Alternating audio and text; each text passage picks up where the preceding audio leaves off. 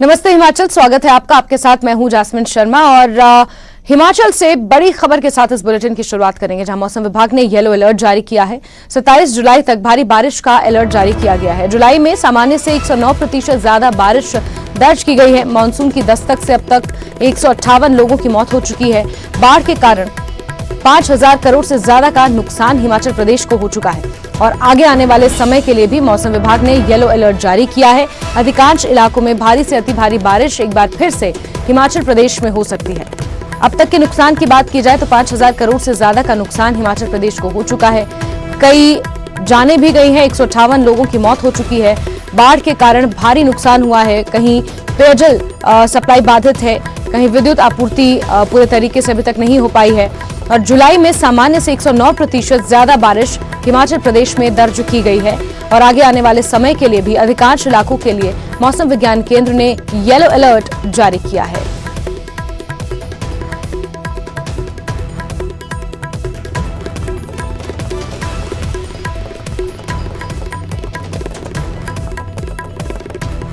हिमाचल प्रदेश का कोई भी ऐसा जिला नहीं है जो बारिश से अछूता हो। लगातार भारी बारिश का क्रम जारी है और आगे आने वाले समय के लिए भी भारी बारिश की चेतावनी मौसम विज्ञान केंद्र ने जताई है।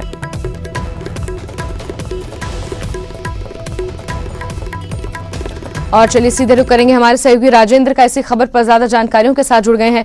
राजेंद्र, अभी तक के अगर नुकसान की बात की जाए और बारिश की बात की जाए तो 109% ज्यादा बारिश जुलाई महीने में सामान्य से रिकॉर्ड की गई है। नुकसान 5000 करोड़ से ज्यादा का हुआ है और बड़ी बात यह है कि आगे आने वाले समय के लिए भी येलो अलर्ट जारी किया गया है। यानी ये जो आपदा है इससे बहुत जल्द हिमाचल वासियों को राहत मिलती हुई नजर नहीं आ रही है। राजेंद्र, बिल्कुल जास्मीन, अब अगले एक सप्ताह हिमाचल प्रदेश में बारिश हो सकती है और अगले 4 दिन के लिए तो ऑरेंज अलर्ट मौसम विज्ञान केंद्र की तरफ से जारी है। और आज भी बारिश का अनुमान है। अगले 3 घंटों में अब शिमला और इसके आसपास के ज़िले सिरमौर, सोलन, तमाम ज़िलों में मौसम विज्ञान केंद्र की तरफ से चेतावनी जारी की गई है। मध्यम बारिश क्षेत्रों में हो सकती है। हालांकि राजधानी शिमला में हल्की धूप बीच बीच में खिल रही है, लेकिन आसमान में बादल हैं और जल्द ही अब जो मौसम का मिजाज लग रहा है के अनुसार जल्द ही बादल पूरी आसमान को घेर लेंगे और ऐसे में अब दिक्कतें ज़रूर प्रदेशवासियों की बढ़ रही है। जिस प्रकार से लगातार मौसम विज्ञान केंद्र की तरफ से अलर्ट किया जा रहा है और मौसम का जो मिजाज देखने को मिल रहा है उसके अनुसार और अभी तक का जो रुख रहा है मौसम का वो चिंताजनक है, क्योंकि अब सामान्य से 100% से अधिक बारिश हो जाना अब एक महीने के अंदर वो फिर चिंताजनक परिस्थितियां पैदा करता है। ऐसे में पहले से ही सड़कें, प्रदेश की 600 से अधिक सड़कें बंद हैं, 5 नेशनल हाईवे बंद हैं, 500 से अधिक ट्रांसफार्मर, विद्युत ट्रांसफार्मर बंद हैं, पेयजल योजनाएं 400 से अधिक बंद है। तो ऐसे में दिक्कत पिछले करीब 1 महीने से प्रदेशवासी भारी बारिश के कारण झेल रहे हैं।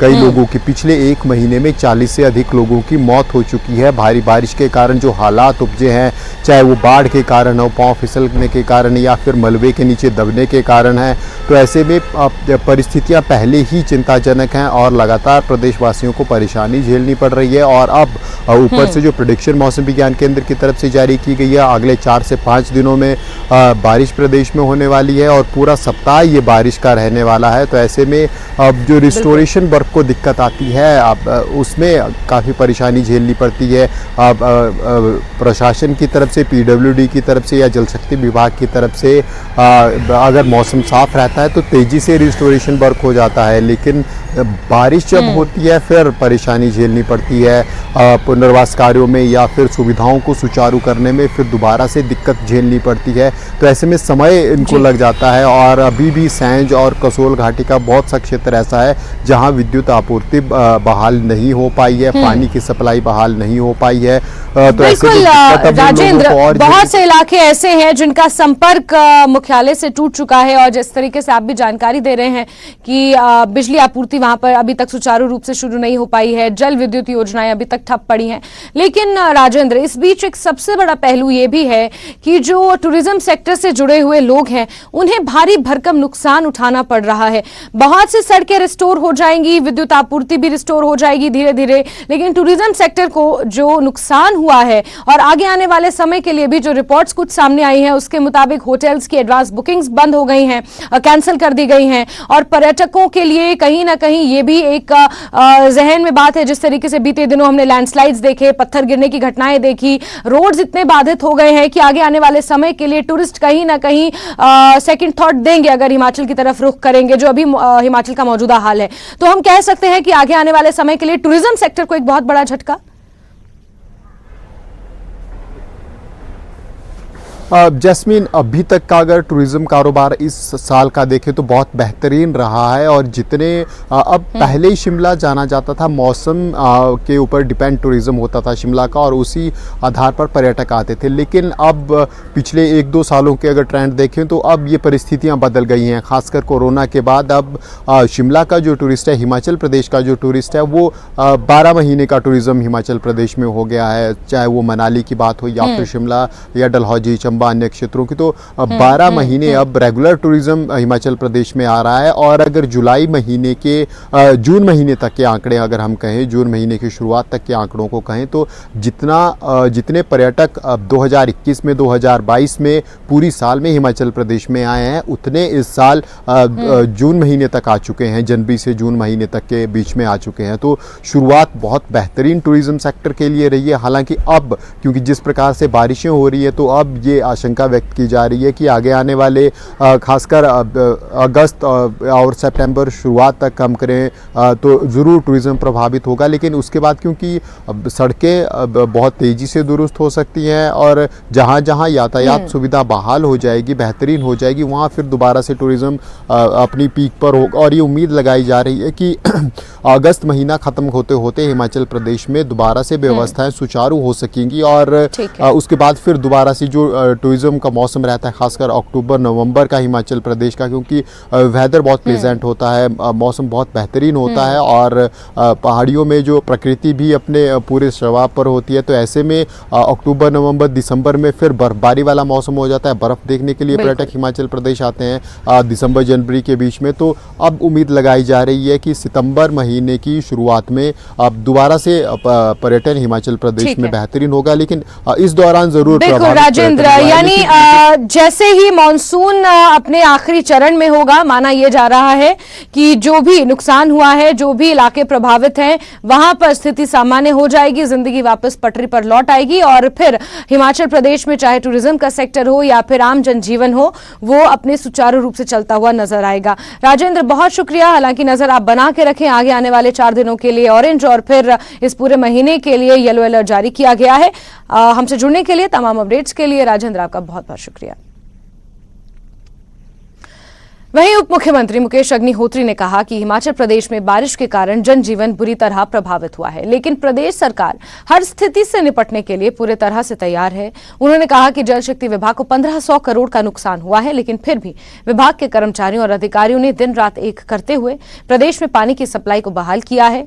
उन्होंने कहा कि मानसून में जो तबाही इस बार हिमाचल प्रदेश में देखने को मिली है, उसकी भरपाई कर पाना मुश्किल है, लेकिन प्रदेश सरकार फिर भी प्रभावित लोगों तक राहत पहुंचा रही है।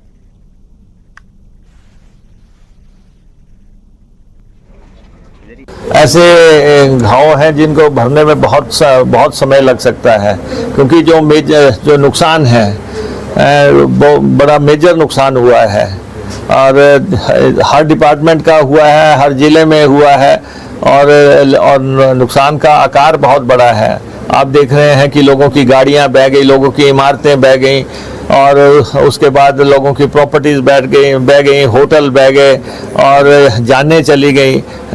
और जब से मानसून चल रहा है, लगातार कुछ लोग बह गए हैं, कुछ लोग एक्सीडेंट में भी गए हैं। तो लगातार ये सिलसिला चल रहा है।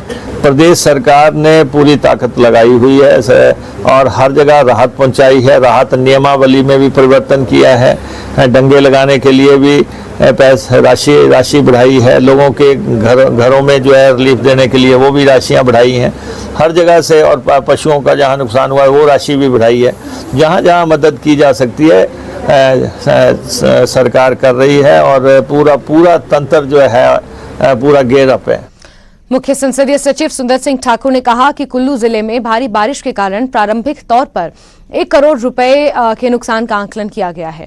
उन्होंने कहा कि नुकसान का यह आंकलन और ज्यादा बढ़ेगा। यहां सुंदर सिंह ठाकुर ने कहा कि कुल्लू से भुंतर तक व्यास नदी के किनारे तटीयकरण किया जाएगा, जिससे रिहायशी इलाके सुरक्षित होंगे और इस तटीयकरण पर 50 करोड़ रुपए की लागत आएगी। कुल्लू को अब तक 1000 करोड़ का कुल नुकसान आंका गया है। करोड़ से ऊपर कुल्लू का है और रोज का ये आंकड़ा बढ़ता जा रहा है। और अब जैसे मौसम साफ होगा तो ये हमारे खास तौर पे एग्रीकल्चर लैंड, बगीचे और हमारे घरों को बहुत बड़ा नुकसान हुआ है। और ऐसे में 1000 करोड़ का जो अभी प्रिलिमिनरी एक रिपोर्ट बनी है, ये आंकड़ा बढ़ जाएगा। और आज मैंने सुबह एक बैठक हमने की, कुल्लू में IPH के सभी महकमों को भी बुला रखा था।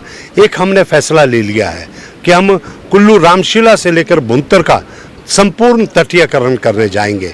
उसके लिए हमने कोई स्टेट मिटिगेशन से भी पैसा मांगा है, मुख्यमंत्री जी ने उसके लिए हामी भर दी है, और उसके साथ केंद्रीय मिटिगेशन से भी हम पैसा लेंगे और एक बड़ा प्रोजेक्ट पूरे तटीयकरण का करेंगे।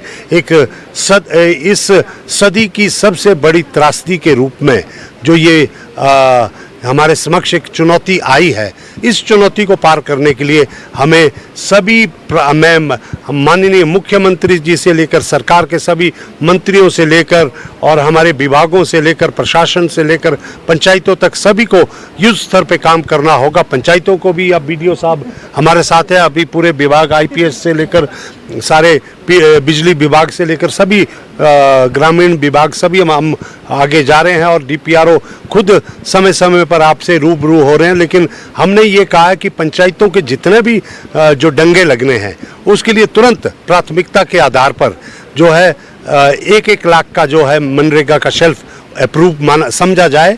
और ऐसे में जो प्राथमिकता है वहीं CPS सुंदर सिंह ठाकुर ने विपक्ष पर हमला बोला है। सुंदर ठाकुर ने कहा कि प्रदेश त्रासदी से जूझ रहा है और विपक्ष अभिनंदन समारोह में व्यस्त है। सुंदर ठाकुर ने कहा कि विपक्ष सरकार पर छींटाकशी कर रहा है, लेकिन धरातल पर विपक्ष कहीं नजर नहीं आ रहा। उन्होंने कहा कि त्रासदी में लोगों की सेवा की जगह विपक्ष सिर्फ राजनीति कर रहा है।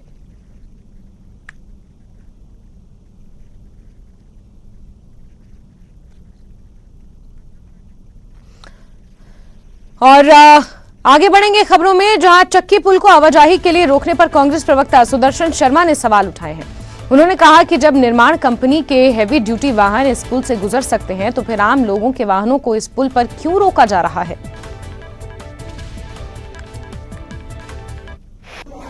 मैं बहुत अचंभित हुआ कि जो निर्माण कंपनी है वहां पे मौजूद, उस कंपनी की हैवी ड्यूटी गाड़ियां जो हैं वो मटेरियल लेकर उस पुल से क्रॉस कर सकती हैं, जबकि हिमाचल से जाने वाला कोई भी 2 व्हीलर या 4 व्हीलर, यहां तक कि ये परिवार का कोई पेशेंट वो है, उसको पठानकोट में यदि उपचाराधीन करवाना है तो वो उधर से नहीं जाते हुए उसको बाया जो है वो लोधमा भेजना पड़ रहा है। क्या ये फरमान जो है ये केंद्र सरकार का आम जनमानस के लिए ठीक है? मैं इसका जो पुल का निर्माण जो था वो जो 2010 में हुआ, और निर्माण जो का जिम्मा जो था वो लोक निर्माण विभाग हिमाचल प्रदेश का था, जिसमें अधिकृत कोई कंपनी थी। उस कंपनी द्वारा इसका निर्माण किया गया और पुख्ता निर्माण किया गया, क्योंकि इस पिलर के जो है, इस पुल के 17 पिलर जिनकी गहराई जो है जमीन दोज वो 23 से लेकर 24 मीटर तक है, और 17 पिलर हैं, 24 मीटर गहराई है, जबकि 2 पिलर इस 500 मीटर स्पैन के जो नेक्ड हुए हैं 5 मीटर की गहराई तक। इसका जो इन्होंने बनावटी एक भय बनाकर आम जनमानस को उसको यूज करने के लिए, उसको प्रयोग में ना करने के लिए जो फरमान सुना देते हैं, ये जब भी बरसात आती है तो इनका फरमान जो है वो जारी हो जाता है। और यदि ये फरमान जारी कर देती है कंपनी या विभाग या केंद्र सरकार, तो मैं पूछना चाहता हूं केंद्र सरकार से कि ये बरसात में ही क्यों है? क्योंकि 1 साल 3 साल से ये चल रहा है ऐसा जो एक साल जब सूखा होता है, जो दरिया जो है वो नदी जो सूखी होती है, तब ये रिपेयर का वर्क क्यों नहीं करते हैं? ब्रेक के बाद आगे बढ़ते हैं। राज्यपाल श्री प्रताप शुक्ल चंबा के दौरे पर हैं। अब से कुछ देर पहले राज्यपाल यहां भूरी सिंह संग्रहालय देखने पहुंचे, जहां उनका भव्य स्वागत हुआ। राज्यपाल ने संग्रहालय में रखी मूर्तियों के बारे में बारीकी से जानकारी हासिल की। चंबा दौरे पर पहुंचे राज्यपाल श्री प्रताप शुक्ल आज चौगान मैदान में प्रशासन द्वारा आयोजित रक्तदान शिविर का शुभारंभ करेंगे और जिला प्रशासन के अधिकारियों के साथ बैठक करेंगे। कार्यक्रम के मुताबिक राज्यपाल 12 बजे चंबा से खजियार जाएंगे और फिर वहां से पठानकोट के लिए रवाना होंगे।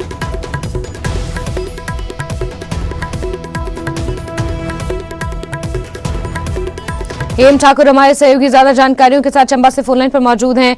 हेम, राज्यपाल चंबा के दौरे पर पहुंचे हुए हैं, किस तरीके से आज उनका पूरा स्केड्यूल रहने वाला है और ऐतिहासिक भूरी सिंह संग्रहालय का भी उन्होंने दौरा किया है, वहां से किस तरीके की जानकारी निकल कर आई है?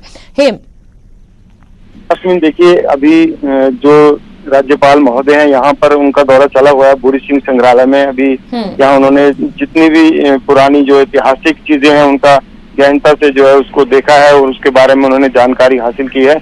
और इसके बाद तुरंत यहाँ से वो चंबा के ऐतिहासिक चौगान मैदान में जो रक्तदान शिविर प्रशासन द्वारा लगाया गया है, मिंजर मेले के मिंजर मेले के उपलक्ष्य में यहाँ रक्तदान शिविर का जो आयोजन किया गया है उसका भी वो शुभारंभ करेंगे।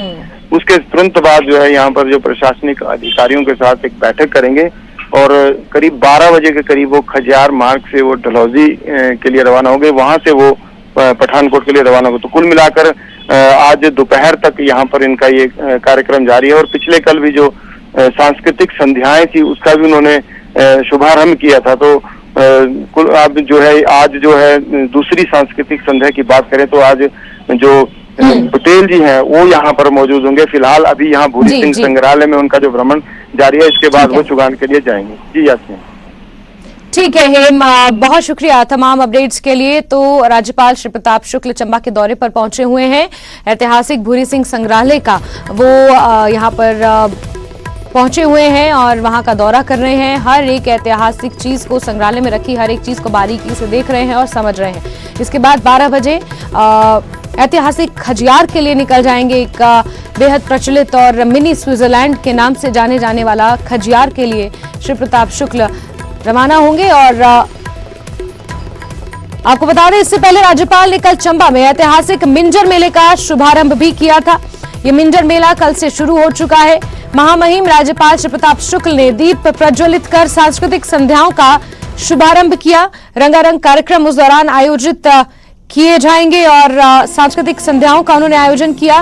पहली सांस्कृतिक संध्या स्थानीय कलाकार जितेंद्र पंकज शर्मा, काकूराम ठाकुर और इंडियन आइडल के फेम दीक्षा तूर के नाम रही। उन्होंने अपनी गायकी से वहां मौजूद सभी लोगों का जमकर मनोरंजन किया। इस मौके पर स्थानीय प्रशासन ने राज्यपाल को शॉल, टोपी और स्मृति चिन्ह भेंट कर सम्मानित भी किया।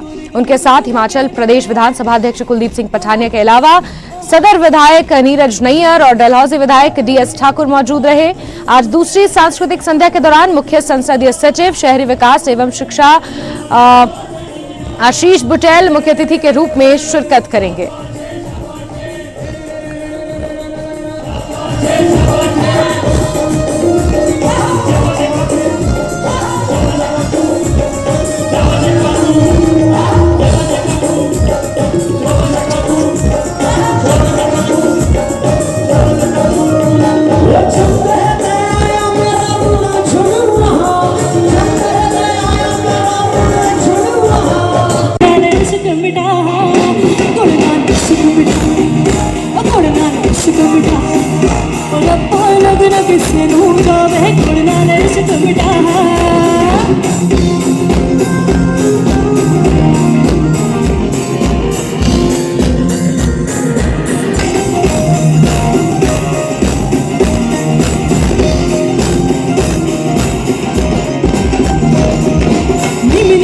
को छुपा के रख ले, गोरे गोरे गालों को छुपा के रख ले। ओहो ओहो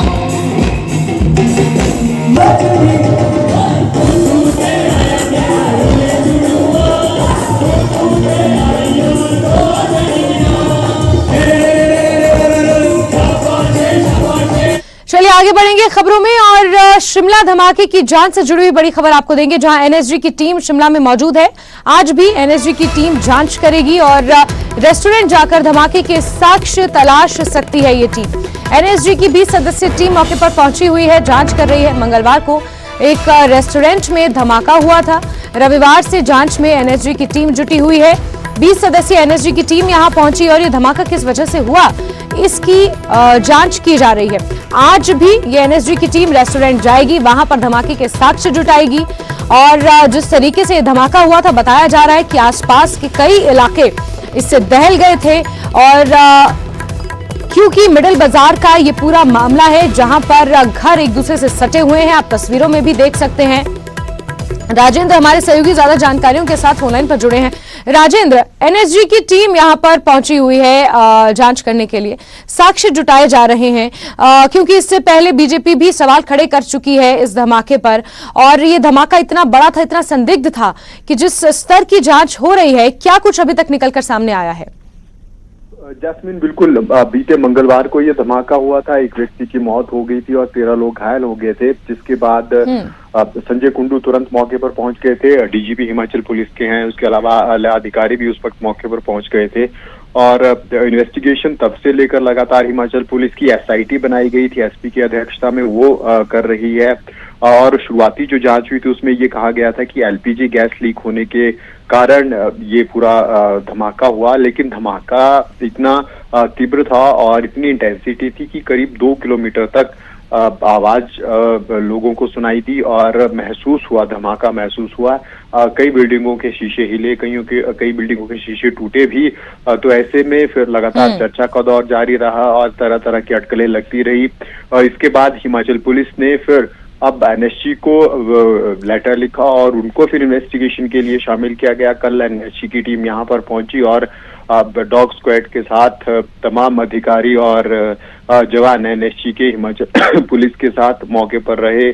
साक्ष्य जुटाए गए, कई एविडेंस कलेक्ट किए गए और दुकान के अलावा जहां पर विस्फोट हुआ वहां के अलावा स्टोर पर भी गए। दुकान का जो स्टोर था जहां पर माल तैयार किया जाता था रेस्टोरेंट के लिए, वहां से भी साक्ष्य एकत्रित किए गए। इसके अलावा हॉस्पिटल्स में गए कल, क्योंकि जहां पर घायल एडमिट हैं वहां पर गए और इसके अलावा जो जिन डॉक्टर्स ने पोस्टमार्टम किया था मृतक व्यक्ति का, उनसे एनएसजी के अधिकारियों ने चर्चा की। तो कल पूरा दिन करीब 7 घंटे तक एनएसजी की इन्वेस्टिगेशन शिमला में जारी रही और पूरे एरिया को सील एनएसजी की तरफ से किया गया। हिमाचल पुलिस के जवान वहां पर पहरा दे रहे थे और क्योंकि आज भी एनएसजी की टीम शिमला में ही मौजूद है, एक निजी होटल में रुके हुए हैं, वहीं आज मौजूद हैं, तो आज भी अब ये कयास लगाए जा रहे हैं कि आज दोबारा से टीम आएगी और दोबारा से जो इन्वेस्टिगेशन की प्रोसेस बची हुई है उसको कंप्लीट करेगी। इसके अलावा एक और जो सूत्रों के हवाले से हमारे पास जानकारी है, उसके अनुसार एक और डिमांड एनएसजी की तरफ से की गई है कि जो हिमाचल पुलिस ने एविडेंस कलेक्ट किए हैं वो एविडेंस भी रॉ मटेरियल के रूप में एनएसजी को दिए जाए ताकि वो उनको अपने तरीके से जांच करवाई जा सके।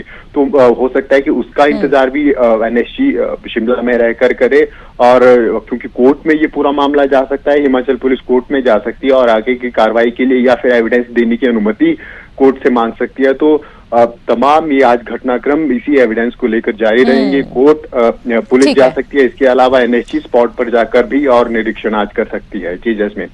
बिल्कुल बिल्कुल राजेंद्र, तो एनएसजी की टीम शिमला में मौजूद है और ये जो संदिग्ध धमाका हुआ था जिसकी तीव्रता बहुत ज्यादा थी, 2 किलोमीटर के रेडियस तक इसके महसूस इस धमाके को किया गया था, उसकी जांच एनएसजी कर रही है और आज भी मौके पर जाके साक्ष्य जुटाएगी। राजेंद्र, नजर बना के रखें, बहुत शुक्रिया हमसे जुड़ने के लिए। और इसी के साथ नमस्ते हिमाचल में अभी के लिए बस इतना ही, लेकिन हिमाचल प्रदेश की तमाम खबरों के लिए आप जुड़े रहिए न्यूज़ 18 JKLH के साथ। नमस्कार।